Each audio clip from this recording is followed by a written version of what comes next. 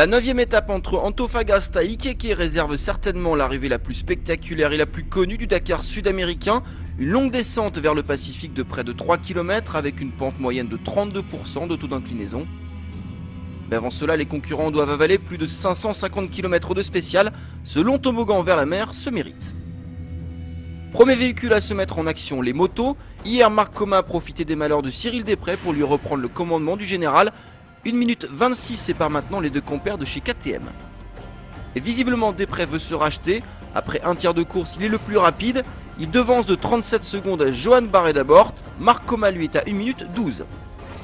Rebelote à l'arrivée à la fin de la première zone chronométrée. Avantage au Français qui prend même 3,30 à Marc Coma. À cet instant de la course, il reprend en catalan le leadership au général.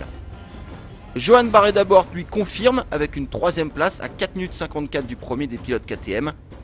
Il reste alors une liaison d'un peu moins de 120 km avant le départ dans la 2e zone chronométrée et la fameuse descente vers Iquique.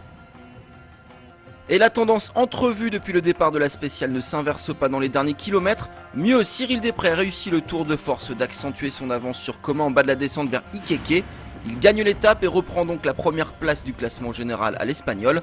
2 minutes et 28 secondes séparent maintenant les deux pilotes KTM. Une victoire d'étape au terme d'une arrivée magnifique et une première place au général. Une journée radieuse pour le Français.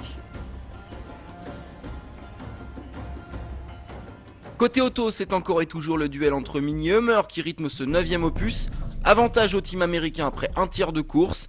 Le duo Robbie Gordon-Nasser Al-Attiyah est plus rapide que les leaders Mini. A cet instant, le classement est le suivant. Premier et deuxième, Robbie Gordon et Nasser Al-Attiyah.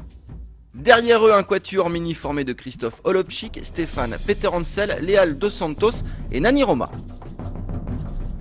Depuis le départ de ce Dakar 2012, Nasser Al-Attiyah vit avec une épée de Damoclès au-dessus de la tête, la fiabilité de son Hummer numéro 300. À plusieurs reprises les jours précédents, le Qatari a dû s'arrêter, trahi par sa mécanique. À chaque fois pourtant, il est reparti.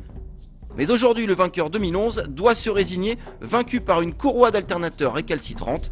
Il quitte donc cette édition kilomètre 174. Heureusement, l'autre leader du team Hummer garde le cap. Robbie Gordon passe le 8e point de contrôle en leader. À ses basques, une meute Mini affamée. Dans les derniers kilomètres, l'américain ne fléchit pas, il accélère même. Il reprend du temps sur Stéphane Peterencel et offre une nouvelle victoire à Hummer. Son temps, 6 h 25 minutes et 21 secondes. Il devance à Iquique Stéphane Peterencel de 1 minute 38. Mais au général, c'est le Français qui garde la tête. Deuxième, le vainqueur du jour, Robbie Gordon.